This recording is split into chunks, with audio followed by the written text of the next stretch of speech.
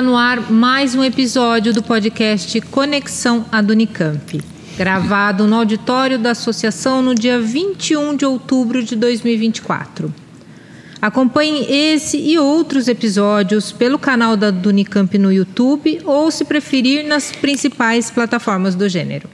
No debate de hoje, nós vamos falar sobre a representatividade do negro e da negra no cinema nacional e como essa presença tem sido historicamente marcada por estereótipos e invisibilidade, refletindo as tensões sociais e raciais presentes na sociedade. Mas, ao longo dos anos, tem surgido importantes iniciativas e produções que buscam dar voz e espaço às narrativas negras e subvertendo, de certa forma, esses padrões tradicionais e promovendo uma maior diversidade de olhares e experiências. O cinema nacional, com uma complexa estrutura de produção, também tem sido palco de debates sobre a participação de diretores, produtores e roteiristas negros. Sim. E para discutir essas questões, convidamos o professor Noel Santos Carvalho, autor de diversos trabalhos científicos sobre a representação do negro no cinema brasileiro, e ele tem se debruçado sobre o modelo de produção do cinema nacional, investigando o crescente aparecimento de produtores e diretores negros no cenário audiovisual do país. Eu sou Cristina Segato e, juntamente com meu colega Paulo Sanmartin, damos as boas-vindas ao professor Noel dos Santos Carvalho, docente no Departamento de Multimeios, Mídia e Comunicação e do Programa de Pós-Graduação em Multimeios do Instituto de Artes da Unicamp. Professor Noel é doutor em Sociologia pela USP, concentra pesquisas no campo da Sociologia, do cinema, com foco nas conexões entre cinema, política e cultura brasileiro, cinema e identidade negra, produção, inovação e mercado cinematográfico. Nos anos 90, integrou o grupo de cineastas que criou o manifesto Dogma Feijoada, Gênese do Cinema Negro Brasileiro. Professor Noel, seja bem-vindo. Fala para nós o que é o cinema negro. Tá. Antes de tudo, muito obrigado pelo convite, Cris, Paulo. É um prazer estar aqui falando com vocês. Quero parabenizar também a AdUnicamp pela iniciativa. Tem várias iniciativas excelentes ocorrendo aqui no nosso sindicato. E essa é uma delas, e eu me sinto muito honrado de estar aqui com vocês, falando sobre cinema, sobre universidade, cinema negro, etc. Então a pergunta do Paulo é sobre o que é o cinema negro. Eu acho que a gente precisa fazer a primeira distinção entre filme e cinema. Eu sempre faço a distinção entre filme e cinema. O filme é o produto de uma série de atividades, de uma série de uma cadeia produtiva, né, de uma cadeia complexa, como vocês falaram, que é o cinema. Né? Então, o filme é isso. Então, o cinema negro, nessa perspectiva, não restrita ao filme, né, é toda a atividade do cinema, e aí vai crítica, pesquisa, cadeia de fornecimento, tá certo? Atores que têm uma conexão forte, um engajamento forte com a cultura, com a história, com a experiência negra. É isso que eu defino como cinema negro. O filme negro faz parte desse processo, mas não está restrita a ele. Por exemplo, a crítica de cinema e as pesquisas realizadas hoje na universidade, em várias universidades, que tocam, que tangenciam o negro, ou a questão racial, ou a experiência negra, ou a história do negro, ou a religiosidade negra, isso diz respeito, do meu ponto de vista, ao cinema negro. E isso não se traduz necessariamente na entrega de filmes, mas lá na ponta pode ser um material importante para os diretores negros ou brancos que fazem filmes. Não é? Então eu tenho uma visão bastante ampla da ideia de cinema negro, eu não estou restrito ao filme negro, porque essa é uma outra discussão. Professor, nos bastidores a gente estava conversando sobre qual seria o título desse podcast. Eu trocando uma ideia com ele, aí eu perguntei, professor, vai ser cinema negro ou negro no cinema? Aí ficou essa... E, curiosamente, tem uma diferenciação nessa questão, não é isso? Tem. Quando eu comecei a pesquisar isso, e aí vão que 1990, vai lá 30 anos quase, a gente falava mesmo em representação do negro. Essa era uma questão que estava posta, né? Era uma questão que vem inclusive do movimento negro, das lutas do movimento negro contra o estereótipo, contra essa representação do negro, da mulher, do negro, enfim, do homossexual, etc. Do brasileiro até, uma representação, digamos, onerosa, deformada, né? Até degenerada do meu ponto de vista em alguns casos, em alguns filmes. Então essa era uma discussão. A discussão da representatividade, da representação, tem sempre muito posta e ela tem uma dimensão política. O fato é que nos últimos 15 anos, isso tem muito a ver com a entrada, com a abertura de novas universidades e com as cotas raciais e com a entrada de negros na universidade, a abertura de cursos de cinema também, surgiram uma quantidade razoável, boa, de produtores negros. Né, de produtores negros e negras, produtores de tudo, produtores de cinema, produtores de documentário, gente na televisão, escrevendo roteiro e fazendo pesquisa. Então, você pode falar tranquilamente hoje, nos termos como eu coloquei, de cinema negro, porque de fato você tem um agenciamento maior de realizadores envolvidos, fazendo cinema, fazendo filmes, fazendo crítica, fazendo pesquisa. E trazendo a questão racial, né? Trazendo a questão racial de diversas formas, né? Interseccionalizando essa questão com outras questões, como classe, com gênero, com sexualidade, com cidade, com imaginário, com literatura. Então hoje a gente pode falar tranquilamente um cinema negro, porque você tem de fato produtores de cinema negro, e o negro não está só ali, não que seja pouco, né? Não está só ali como representação, ele está como produção.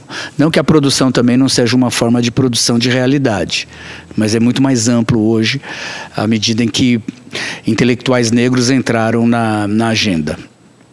Então houve uma mudança. Por isso que a gente teve aquela conversinha ali, eu falei, olha, a gente saiu da ideia de representação nesses anos Lula. Na verdade foram os anos do PT, foram os anos das cotas étnico-raciais, que na verdade começam no Fernando Henrique, as cotas, mas elas crescem muito no governo Lula, não é? Governo Dilma, e são anos de formação de intelectuais negros que estão aí hoje pautando, né, uma parte do cinema importante e da crítica de cinema também. E qual é a relação do cinema negro com as lutas da população negra e branca por reconhecimento social?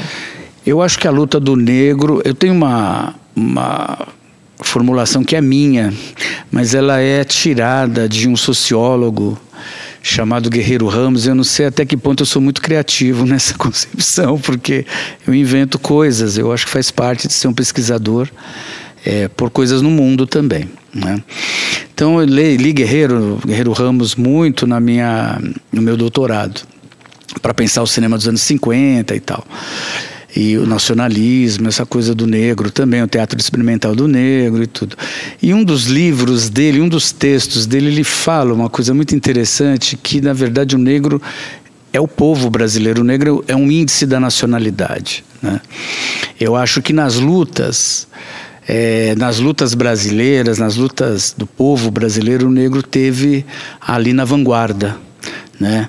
Ele teve um papel central. Eu acho que o negro foi aquele sujeito que não se tornou classe média, entendeu? Que foi o mais lateralizado. Porque você veja, nos anos,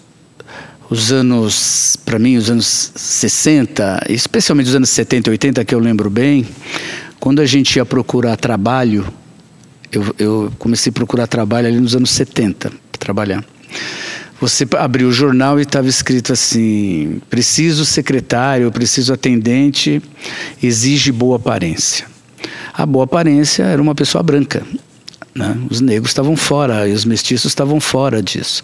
Quer dizer, outros corpos também provavelmente, mas isso era um recado para mim imediato. Então, em certa medida, quando a gente olha a mesma Revolução Industrial Brasileira, dos anos 30 em diante, o preto, o negro, o mulato, né, o negro e tal, foi afastado, ele foi lateralizado. Então o negro foi realmente essa figura da base da pirâmide, da base do proletariado brasileiro. A gente viu isso inclusive nas greves, né, nas greves do ABC e tal. As lutas políticas, as lutas do povo foram as lutas em que o negro se engajou. A população negra se engajou ao lado dos pobres, né?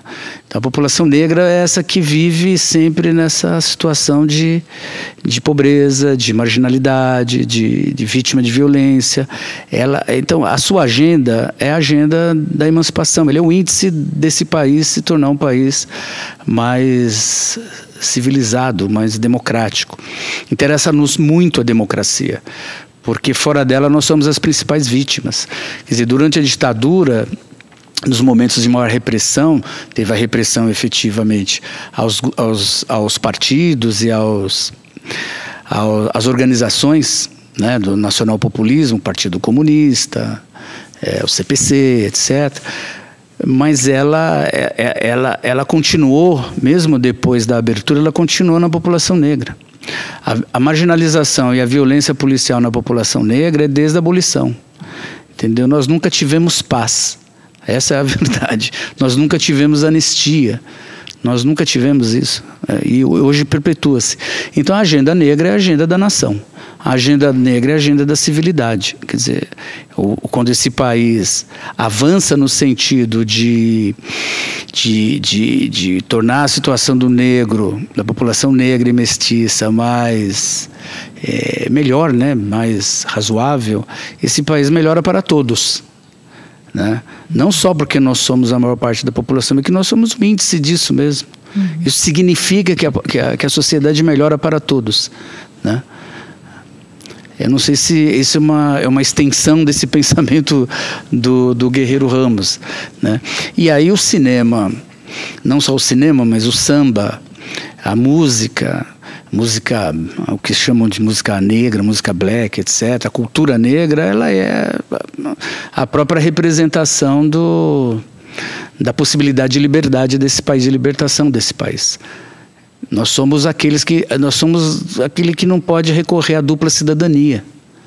Eu não tenho como concorrer à dupla cidadania, eu não tenho como ser italiano, espanhol, né? Não tenho nada, eu sou brasileiro.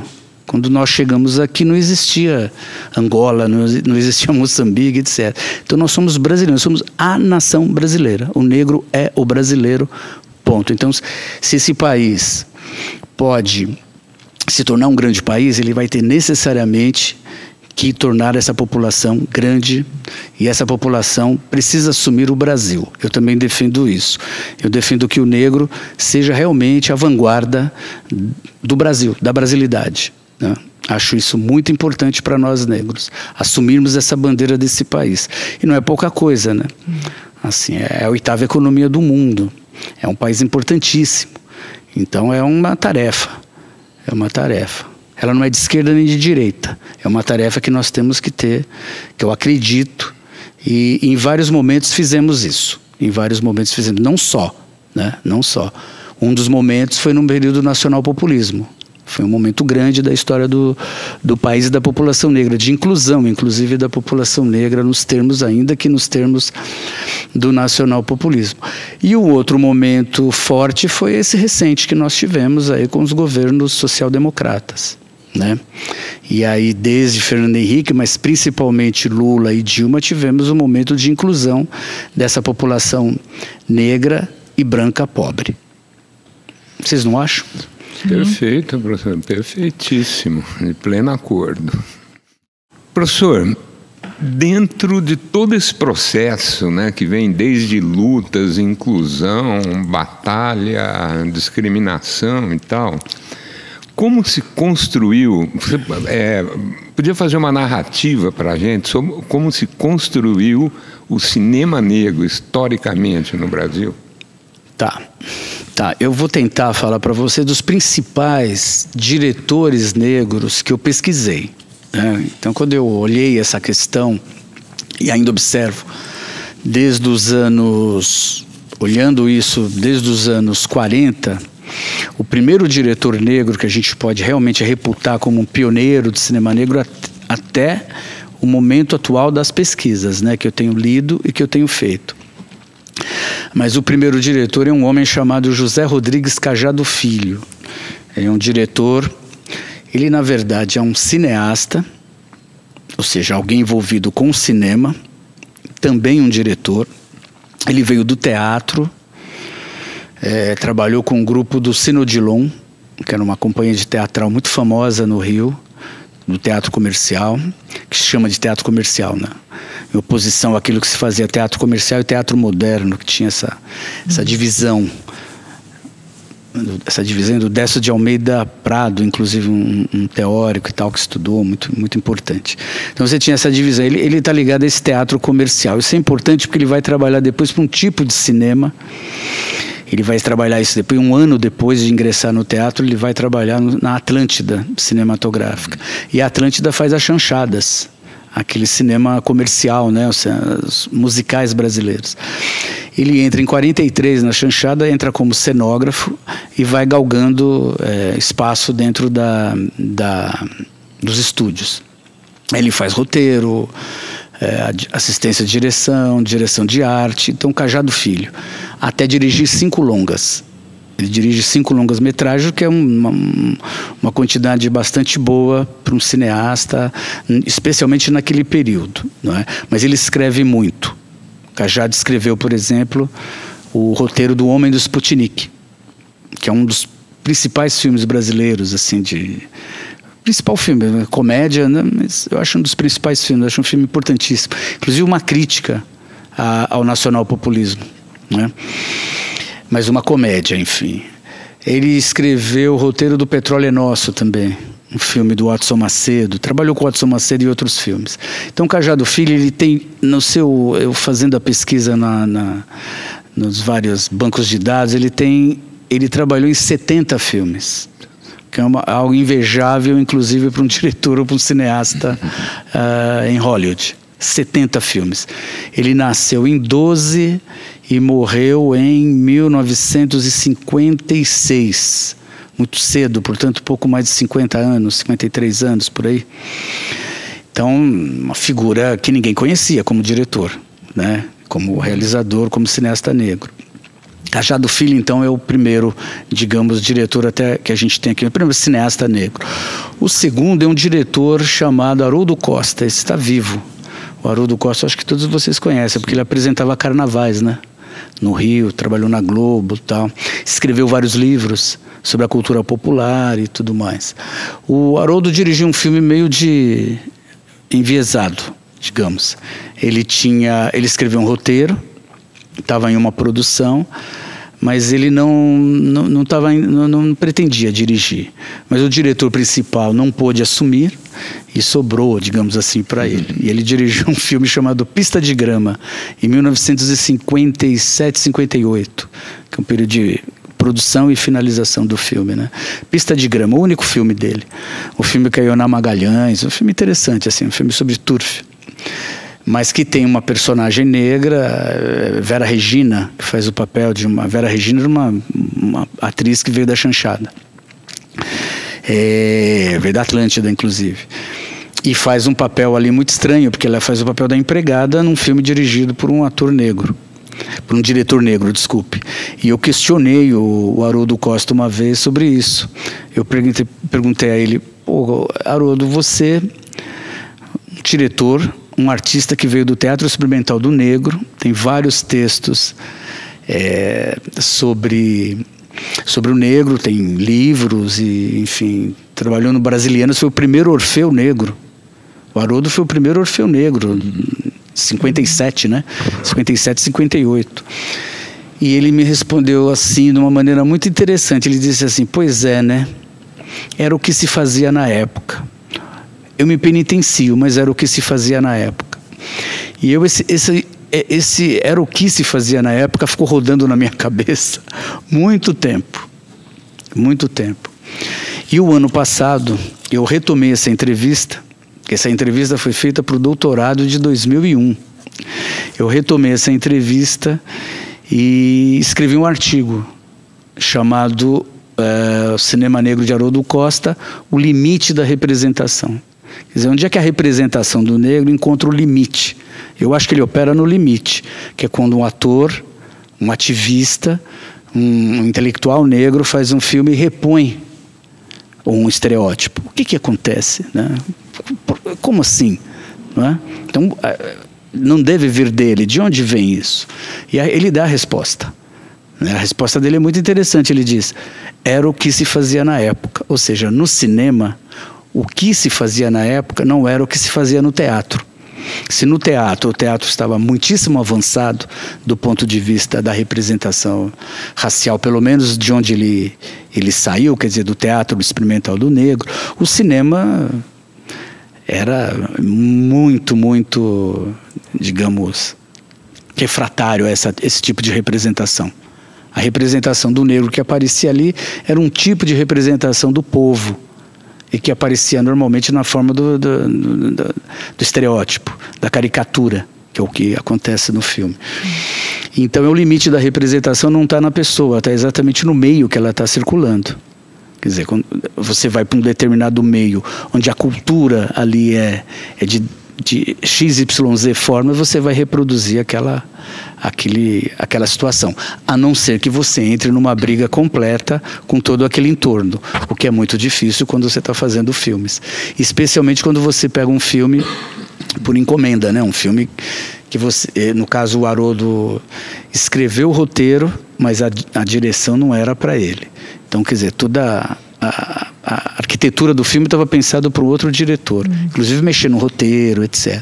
Então eu brinco com essa ideia de que o limite da representação não está dado no agente, está dado na condição de produção, no caso de um filme. Por isso é tão importante aquele início da questão, né, que você me colocou, Cris. Como é que a gente sai da representação e vai para a questão da produção? Se você olhar a perspectiva do Haroldo Costa, do ponto de vista da representação, ele aparece quase que como um bandido da história. Como um homem põe uma pessoa negra, põe uma outra pessoa negra para fazer uma caricatura. Mas o problema não está nele, o problema está no campo, que a gente chama no campo, no meio de funcionamento do cinema. Então, para retomar essa questão, Paulo, da perspectiva que você me colocou, dei uma volta. Não tá, né? Dei uma volta. É que o cinema... dei uma volta. O cinema brasileiro, um certo cinema brasileiro, ele teve mais compromisso, esse cinema, pelo menos da chanchada, ele teve muito mais compromisso com os negócios do cinema, com o mercado do cinema, do que propriamente com as lutas políticas. Tá certo? Isso a gente pode falar tranquilamente dos filmes, quer dizer, com algumas exceções, você pode dizer isso dos filmes da Atlântida, onde Cajado estava atuando. Você pode falar isso também com segurança dos filmes da Vera Cruz. Essa ideia de um cinema mais engajado na luta política, na luta social, ela é do cinema novo. Quando você tem, de fato, uma assunção do cinema, dos cineastas se colocam, de fato, explicitamente na luta política, né? Mas até então é difícil você encontrar diretores que tenham essa questão. Quer dizer, tirando, evidentemente, vou fazer uma exceção aqui, porque eu falei da Vera Cruz, falei da Cinédia, 2 momentos do estúdio, mas tem um tipo de cinema feito nos anos 50, tem um modo de cinema feito nos anos 50, um grupo fazendo filmes, que são os nacionalistas, de esquerda, mais ligados ao Partido Comunista. Esses têm algum compromisso, né? E aí um grande nome desse cinema é Nelson Pereira dos Santos, onde você de fato tem filmes, sei lá, Rio 40 Graus e Rio Zona Norte, são filmes que têm uma correspondência, digamos, com eu diria com o imaginário que se tem do povo naquele momento, né? Principalmente do ponto de vista da esquerda nacionalista, do modo como esses jovens, porque o Nelson Pereira é muito jovem nessa época, ele tem 27 anos, está olhando a sociedade, está olhando a população, está olhando o povo, está olhando o povo preto. O olhar dele é muito para o povo preto, do Morro, do Rio de Janeiro, ali, habitante do Morro, e pensando, enfim, aquela população. Aí esses filmes têm os seus equívocos também, evidentemente, mas é inegável o compromisso ali, o compromisso político, ou pelo menos a filiação política do Nelson Pereira, né, com essa população. Quer dizer, ele... Estou tentando lembrar o nome de outros diretores aqui. No cinema novo teve algum diretor ou algum atuante negro de peso? Não. O cinema novo é um cinema feito por brancos, diretores. A sua pergunta é muito boa. O cinema novo, respondendo a você, Paulo, ele é um cinema cujo a direção, né, os roteiristas e diretores são brancos. Né, de modo geral, brancos e da classe média e da elite intelectual carioca, da elite intelectual baiana, e mesmo em São Paulo, porque você teve aqui um braço do cinema novo importante, né? Agora, a primeira fase do cinema novo, os atores são negros. E os atores do cinema novo não são brincadeira. Nós estamos aí falando de Milton Gonçalves, né? Léa Garcia, Zósimo Bubu e o grande ator do cinema novo, Antônio Pitanga. Então, em 1965, um jovem de 22, 23 anos, cineasta, na época crítico, não tinha feito, acho que o primeiro filme dele ainda, Davi Neves, escreveu um texto intitulado O Cinema de Assunto e Autor Negros no Brasil. Então, o primeiro texto que eu encontrei nas minhas pesquisas, que discute assim de frente o cinema, o negro e o cinema, é o texto de um cinema novista, de um crítico do cinema novo, um homem branco. Agora, a primeira fase do cinema novo é cinema negro, não por conta desse texto somente, mas por conta dos filmes, né?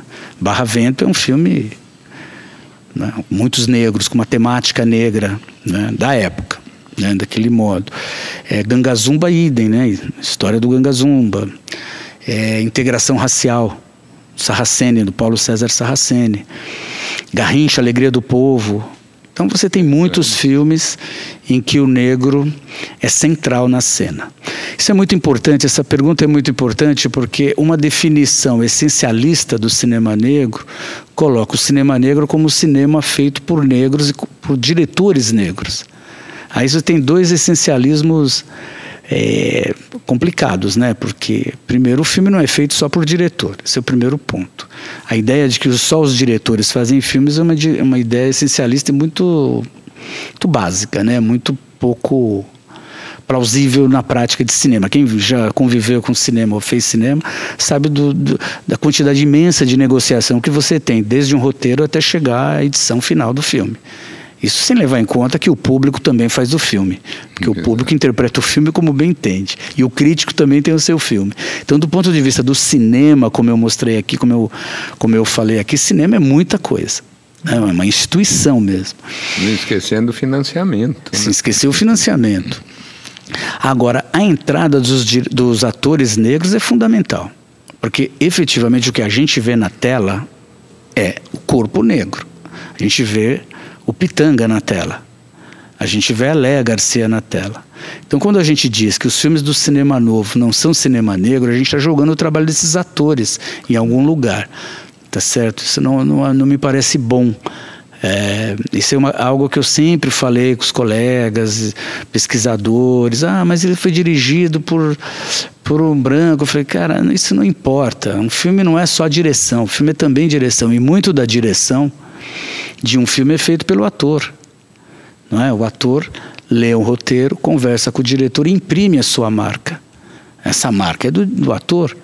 Então, quer dizer, não vê o filme não ver o filme como cinema, ver o filme apenas como ideologia, ou ver o filme na projeção, né?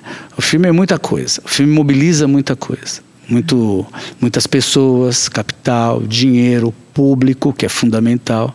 Eu, quando vou ao cinema, eu vejo o meu filme. Você vê o seu filme, Cris. Paulo vê o filme dele, cada um vê o seu filme. Tá certo? Tem esse dado também.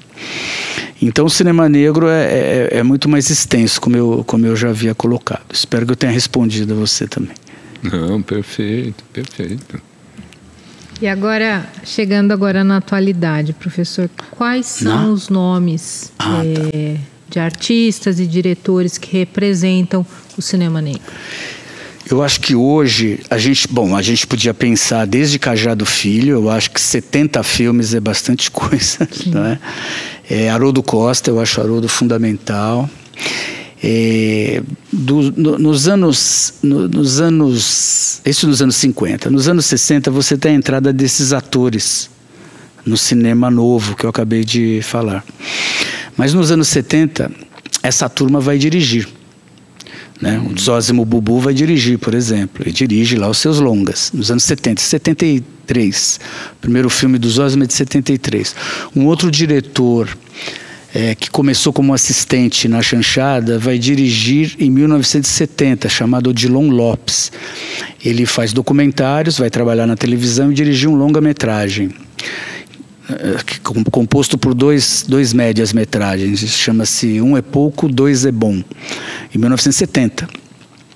O Valdir Onofre dirige um filme em 1976, Aventuras Amorosas de um Padeiro, que é uma pornochanchada.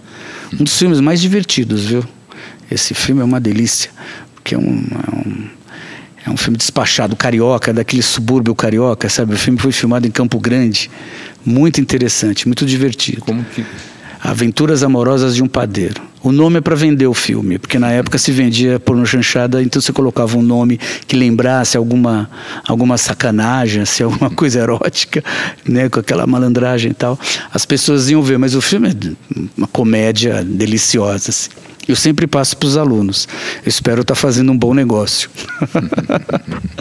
Mas é um filme muito divertido. O Pitanga dirige nos anos 70. É um filme chamado, como que eu lembrar aqui, Na Boca do Mundo. 1979, o Antônio Pitanga dirige Na Boca do Mundo. Então você tem vários diretores. Mais recentemente teve um movimento que vocês se referiram, Dogma Feijoada, né, um manifesto Dogma Feijoada nos anos 90, mas essa discussão sobre o Dogma Feijoada ela começa ali por meados dos anos 90 e ocorre no final dos anos 90, a manifestação pública dela. E ali você tem muitos diretores, aí você tem lá o Jefferson D, por exemplo, você tem o Rogério de Moura, você tem Joelzito Araújo, não é? Você tem uma cineasta muito interessante dos anos 70, que foi recentemente descoberta, porque ela tem vários filmes, mas ela estava apagada. Essa questão, a pesquisa é fundamental, né? Uhum. A pesquisa que vai revelando esses nomes e trazendo esses nomes. Mas é uma diretora chamada Adélia Sampaio, que é mais interessante do que como diretora, porque ela é também produtora, que é uma outra posição dentro da cadeia produtiva. Mais interessante do que, do meu ponto de vista, do que esse diretor, porque ela que de fato envolve toda a questão do poder, do agenciamento, da distribuição, da relação com o distribuidor, com o exibidor, né? Quer dizer, o diretor, em alguns casos, ele entra para dirigir aquele produto, aquela demanda, que às vezes é de um produtor, né? E a Adélia era produtora dos seus filmes. Então, uma diretora... Tem vários diretores. E como eu havia dito no início, a abertura de novas universidades possibilitou a vinda de muitos diretores e diretores muito qualificados agora. Porque esses diretores, muitos deles não tinham escola. Não vinham de formação universitária. Ou vinham de formação universitária de outra área. Mesmo do cinema novo. Né? O Cacá Diegues me parece que era estudante de Direito. Cacá Diegues. O Zósimo era estudante de Artes Plásticas. Zósimo Bubu. Então tinha, o Leon Hirschman acho que era engenheiro ou físico. Então você tinha gente assim, então você não tinha cursos de cinema organizados, né? Isso é muito recente. E a formação em massa, assim, não em massa, mas uma formação em maior escala, ocorre a partir dos anos 90. nas escolas privadas, primeiro nas universidades privadas, que era uma demanda, enxergaram essa demanda, né, de cursos livres e cursos de cinema. Eu mesmo cheguei a dar aula em cursos particulares de cinema, de produção, e depois na era Lula, quando se abrem universidades, aí aparecem muitos diretores.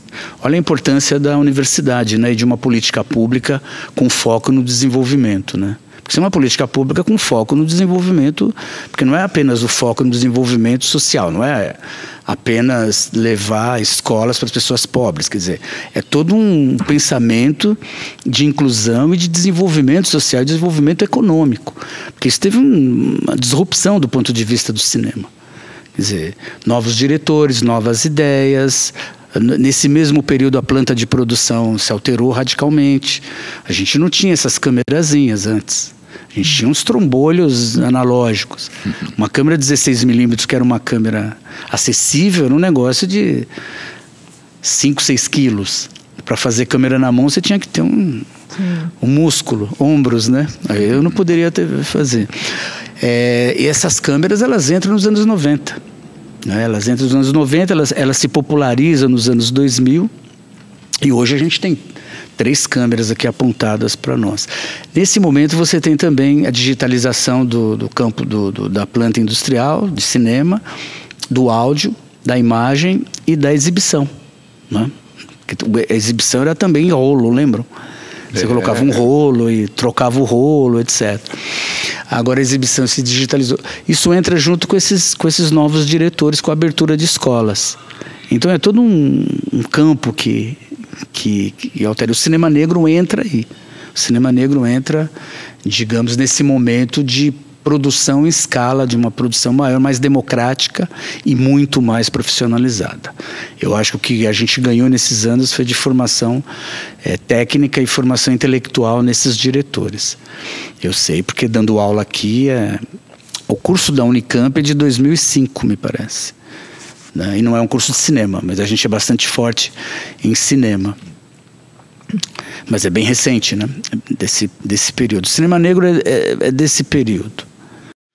Professor, a gente citou 2 vezes aqui, mas fala para nós o que foi o Manifesto Dogma Feijoada e também o Manifesto de Recife.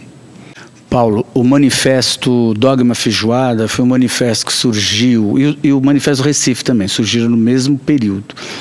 Surgiram ali por meados dos anos 90, a discussão em torno da questão do negro, e era uma discussão sobre representação e representatividade. Né? Mas o manifesto escrito, publicado e divulgado, ele surge o Feijoada, o Dogma Feijoada, a gênese do cinema negro brasileiro. Ele surge publicamente em 1999. Ele surge em 1998. Em 1999, ele é divulgado no Festival de Curtas-Metragens de São Paulo. E aí tem um debate no então Espaço Unibanco de Cinema. Um debate que estava ali o Jefferson D., um jornalista da Folha, que agora me falha a memória, mas estava cobrindo, a Folha cobriu, Folha de São Paulo. Estava um escritor chamado Ferrez, que tinha escrito um livro famoso na época chamado Capão Pecado, e um rapper chamado X, né, que era um rapper famoso, eu acho que ainda é famoso para quem gosta do hip hop, né, do rap. Então ali você teve um debate, tinham professores da Unicamp na época lá, porque eu fiz parte do Dogma Feijoada e tinha terminado o mestrado aqui, estava entrando no doutorado nesse período.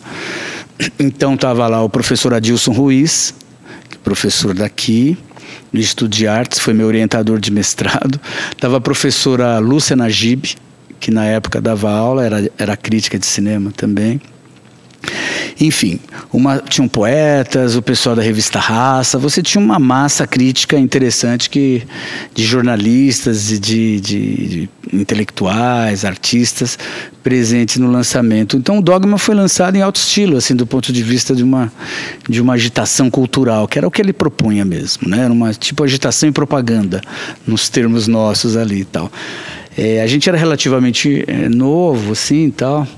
não muito, mas em alguma novidade. A novidade era o Dogma Feijoada, efetivamente, e os filmes feitos por diretores negros. Então, eu acho que é a primeira vez que você tem um grupo de realizadores negros com filmes feitos exibindo para um público. A gente não estava reivindicando um cinema negro, a gente estava pondo o cinema negro. Isso é diferente. Uma coisa é você reivindicar o cinema negro, dinheiro para o cinema negro, dinheiro para não sei o quê, representatividade, não sei o quê. Não, ali não tinha essa questão. A questão ali é que nós estávamos com filmes e estávamos mostrando uma geração de realizadores negros com filmes em cinema sendo exibidos publicamente dentro de um festival, o maior festival de curtas-metragens da América Latina, e sendo recebido por uma imprensa ávida também naquele momento para ter essas coisas. Havia um esgotamento. Esse é o período da mudança da planta de produção, da televisão, não é? Você tinha era um período de discussão forte sobre as cotas, uma discussão muito forte. Então você tinha um olhar para a questão racial diferente, não é? Não era mais do tipo apenas, também era a luta antirracista, mas era também de afirmação. O negro estava se afirmando, especialmente as mulheres negras e as ONGs e tal. É um momento bem legal. E o Dogma Feijoada, ele propunha a fundação de um cinema negro. E a partir de 7 mandamentos, que são, na verdade, 7 mandamentos provocativos. Era uma provocação cultural, dessas que se faz na cultura, tá certo? Então ela não precisa ser, não era uma pauta de governo, como algumas pessoas às vezes pensam, né?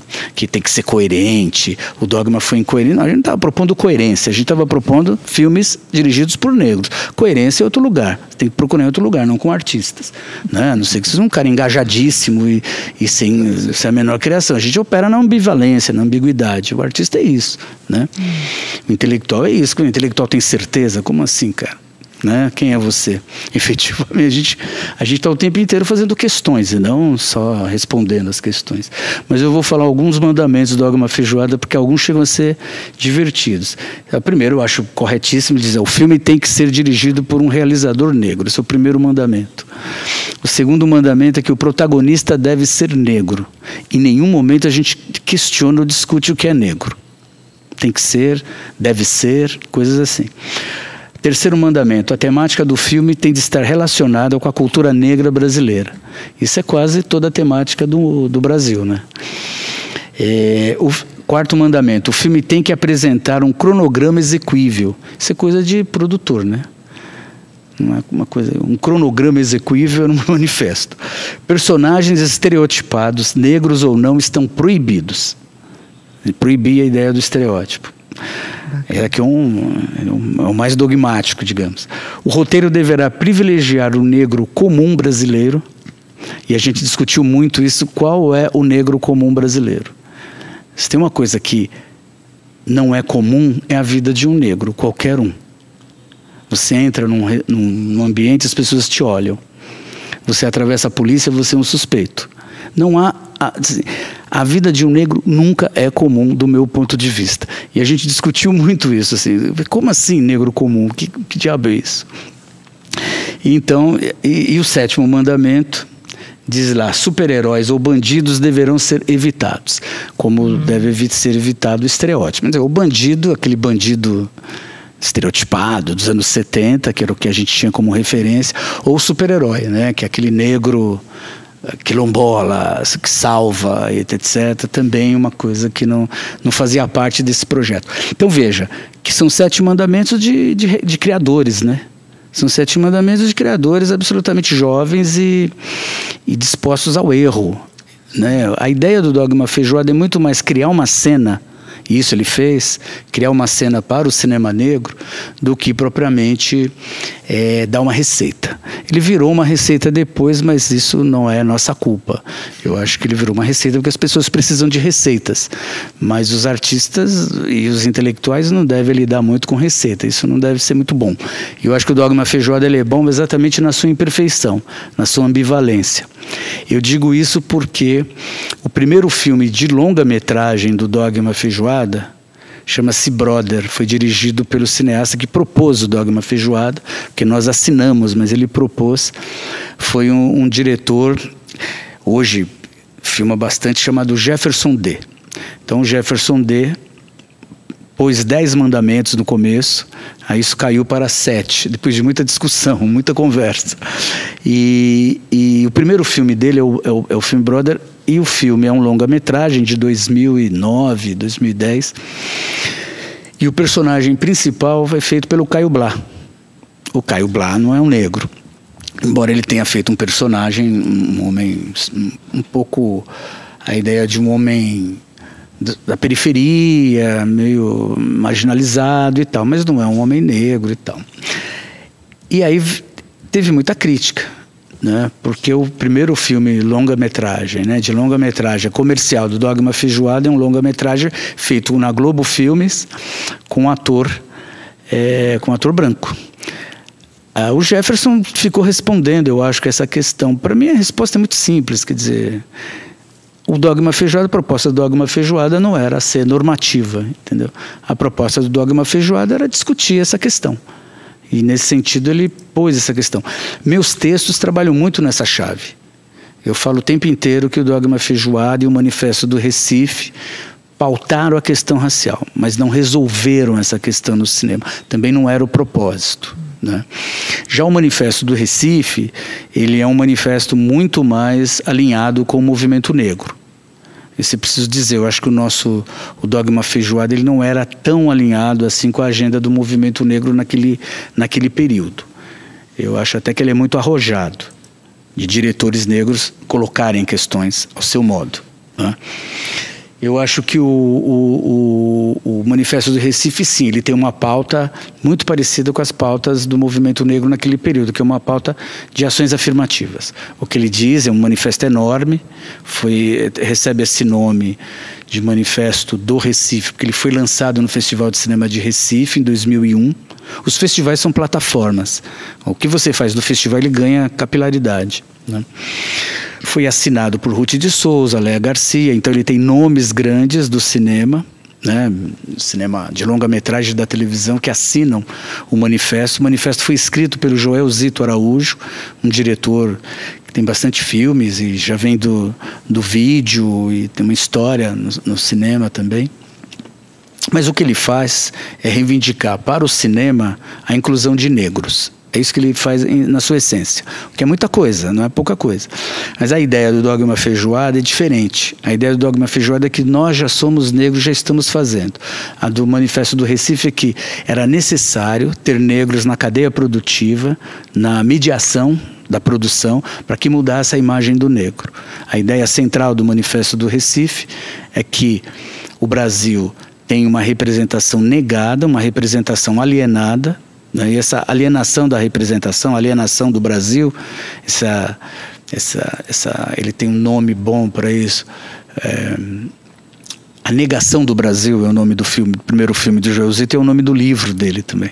Esse país que é negado porque o negro não está presente, ou seja, a maior parte da população, ou pelo menos uma parte substantiva da população não está presente. E a solução é incorporar negros nos sistemas de distribuição, ou seja, na publicidade, no cinema, na televisão, e não apenas na direção, mas em todos os elos, digamos, da cadeia produtiva. Então é uma pauta do período, né? É uma pauta de ações afirmativas, né? O Dogma Feijoada não é isso. O Dogma Feijoada é um rock and roll. É um pagode, é uma afirmação. Ela chega aqueles diretores no Espaço Unibanco e dizem: esse é o manifesto, esses somos nós, esses são os nossos filmes, lidem com isso.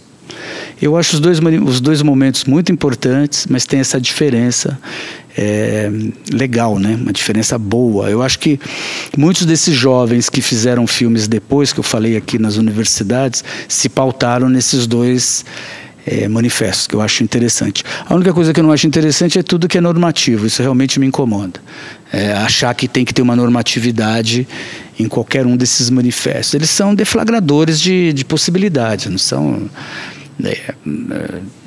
fechamento, né? Lugar para você impedir a criação. Você pode ter vários filmes negros, vários cinemas negros, vários diretores. Você não precisa ser do Dogma Feijoada. Isso aqui não precisa dar certo, né? Você tem que ter gente fazendo e tal. Eu acho que é a cena atual. Professora, na sua fala anterior, você disse sobre as mulheres naquele momento, as mulheres negras. Existe um cinema negro feminista? Existe, Cris. Existe um cinema negro feminista bastante forte e ele é também resultante dessas ações afirmativas, dessa criação de universidades por esse Brasil feitas no governo anterior. No governo do PT, né? Não no governo anterior, no governo do PT e também no governo Fernando Henrique nas universidades privadas, mas isso escalou na universidade, no período petista. E tem muitas diretoras mulheres e mais interessante é que você tem também pesquisadoras que estão, digamos, revitalizando esse campo. Toda essa discussão do cinema negro ganha um outro corpo teórico, outra perspectiva, quando entram também as pesquisadoras negras que trabalham sobre um cinema negro. Então você tem uma produção de cinema negro, de filme negro, e uma reflexão sobre esses filmes. Muito interessante. Maravilha. E agora entrando no assunto do seu livro, você organizou um livro intitulado Cinema Negro Brasileiro. Como é que o cinema negro é abordado no seu livro? Nessa diversidade que eu acabei de falar. Então você tem entrevista com um cineasta, Joel Zito me deu uma longa entrevista.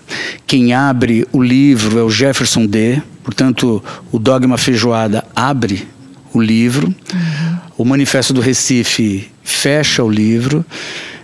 Eu tenho e no miolo do livro eu tenho pesquisadores, homens e mulheres, que têm escrito sobre o cinema negro. E aí o ponto são os pesquisadores, né? Pesquisadores lotados nas principais universidades dando aula de cinema, ou cinema negro, ou cinema, mas que tem uma produção de cinema. Aí você tem muitas mulheres escrevendo, homens escrevendo, você tem a questão do gênero, mas também a questão da sexualidade, toda essa interseccionalidade que hoje se fala bastante, raça, etnia, gênero, etc., está presente no livro. O livro é um pomporri e uma amostra, digamos, do que está sendo feito hoje nas universidades sobre o pensamento de cinema negro. Então você vai encontrar, inclusive, textos que dialogam ou textos que não dialogam, que estão em contradição. Então você tem lá, o Robert Stan, que escreve nos anos 90, eu coloquei um texto dele sobre representação. Acho que o texto do Robert Stan é muito interessante, da Ella Chorra e Robert Stan. É bem representativo da discussão nos anos 90. Uma discussão muito interessante. Depois você tem os textos que entram nos anos... começo dos anos 2000 e 2010 em diante. Aí você tem textos que estão falando de diretores negros ou de atores negros, né? Então eu acho que o livro... É um bom termômetro para você medir o estado da arte dessa discussão sobre o cinema negro. Tem vários autores, os autores não são necessariamente autores que estão conversando entre si, tá certo? Eles estão conversando com seus campos específicos, alguns falam mais com festivais, outros falam mais com a militância, alguns estão mais próximos, como eu, por exemplo, dentro da universidade, falando diretamente com os autores. Então você tem várias aproximações com o mesmo tema, que eu acho interessante. A abertura do livro, já falei que é do Jefferson D. A foto do livro é muito interessante porque ela também conversa. A foto é do Zósimo Bubu, dirigindo um filme aqui em São Paulo chamado Abolição. Um dos primeiros filmes do cinema negro, certamente um dos primeiros diretores, é o Zósimo Bubu. Ele faz um filme no Brasil, em 88, chamado Abolição. E nesse filme, é um filme de 2 horas e 40 minutos, algumas cenas foram feitas aqui em São Paulo, né? E a capa do livro eu fiz questão que fosse esse filme, e a foto foi tirada por um ativista, fotógrafo, chamado Luiz Paulo Lima. Então, quando eu pensei o livro, porque eu sou organizador do livro, né, como é que eu entraria nesse livro? Eu pensei na foto do Luiz Paulo, filmando a abolição com o Zósimo Bubu, a abertura com o Jefferson, fechamento com o Joel, um texto do Robert Stan e Ella Chorra, e uma contracapa do professor Fernão Ramos e do Cacá Diegues. fechando o livro. Então o livro é pensado como um filme, digamos, ele é montado e ele tem uma continuidade, tem uma conversa com a questão do cinema negro. Pensei o livro exatamente como uma obra do cinema negro. O próprio livro, a matéria livro, o formato livro é um formato do cinema negro, além do conteúdo interno de cada texto. A gente está encerrando aqui a gravação desse episódio. Agradeço muito a sua participação, trazer todo o seu conhecimento aqui para a gente. Obrigada.